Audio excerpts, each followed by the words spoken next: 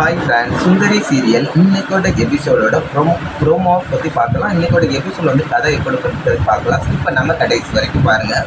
சுந்தரி சீரியலில் வந்து நம்ம எல்லாருமே வந்து அவளோட எதிர்பார்த்து வந்து வெற்றிக்கு சுந்தரிக்கு வந்து கூடி சீக்கிரம் கல்யாணம் முடிஞ்சு இந்த சீரியலே வந்து சுபன் போட்டு முடிச்சிருவாங்க அப்படின்னு எல்லாருமே வந்து எதிர்பார்த்தாங்க. ஆனால் வந்து அப்படி கிடையாது. இப்போ வந்து உஷாவோட கல்யாணத்தை பற்றி பேசியிருக்காங்க. உஷாவுக்கு வந்து கல்யாணம் முடிக்கணும்னு நினைக்கிறாங்க. சுந்தரி வெற்றிக்கு வந்து ஒரு முடிவு எடுக்கிறாங்க. நம்ம கல்யாணத்தை முடிச்சிட்டோம்னா உஷாவோட வாழ்க்கை என்ன ஆக போகுது, அதனால் வந்து ஃபஸ்ட் நம்ம உஷாவுக்கு கல்யாணம் முடிச்சு வைக்கணும் அப்படின்னு திட்டம் போடுறாங்க.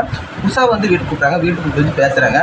நீ ஃபஸ்ட்டு கல்யாணம் அதுக்கப்புறம் நாங்கள் கல்யாணம் முடிக்கிறோம் அப்படின்னு சுந்தரி சொல்கிறாங்க. அதுக்கு வந்து இல்லை, நீங்கள் ஃபஸ்ட்டு முடிங்க, அதுக்கப்புறம் நான் பார்த்துக்கிறேன் அப்படின்னு சொல்கிறாங்க. ஆனால் வந்து உஷா வந்து வெற்றி மேலே ஆசைப்பட்டு இருந்தாங்க.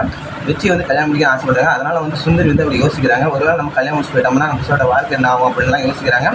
அதுக்கப்புறம் வந்து கார்த்திக் வந்து என்ன பண்ணுறாருன்னா ஒரு பெரிய பிளானை போடுறாரு.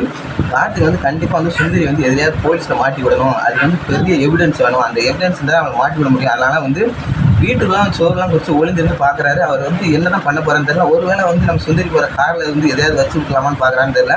ஏதாவது கள்ள பணத்தை வச்சு விட்டு இன்கம் டேக்ஸ் ஃபோன் பண்ணி சொல்லிடலாமா அப்படின்னு யோசிக்கிறாரான்னு தெரியல. ஒருவேளை வந்து அப்படி கூட பிளான் போட்டு நம்ம கார்த்திக் வந்து கண்டிப்பாக வந்து சுந்தரி வந்து ஜெயிலுக்கு அனுப்பிட்டு எல்லாமே வந்து திட்டம் போடுறாரு. ஆனால் வந்து சுந்தரி வந்து எதுவுமே பண்ண முடியாமல் நம்ம கார்த்திக் வந்து தோத்துட்டே தான் இருக்காரு.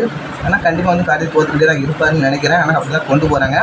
ஆனால் வந்து அடுத்தடுத்த எபிசோட் வந்து கதை எப்படிலாம் போகணுன்னு தெரியல. ஸ்கிப் பண்ணாமல் கடைசி வரைக்கும் பாருங்கள். பாய் ஃப்ரெண்ட்.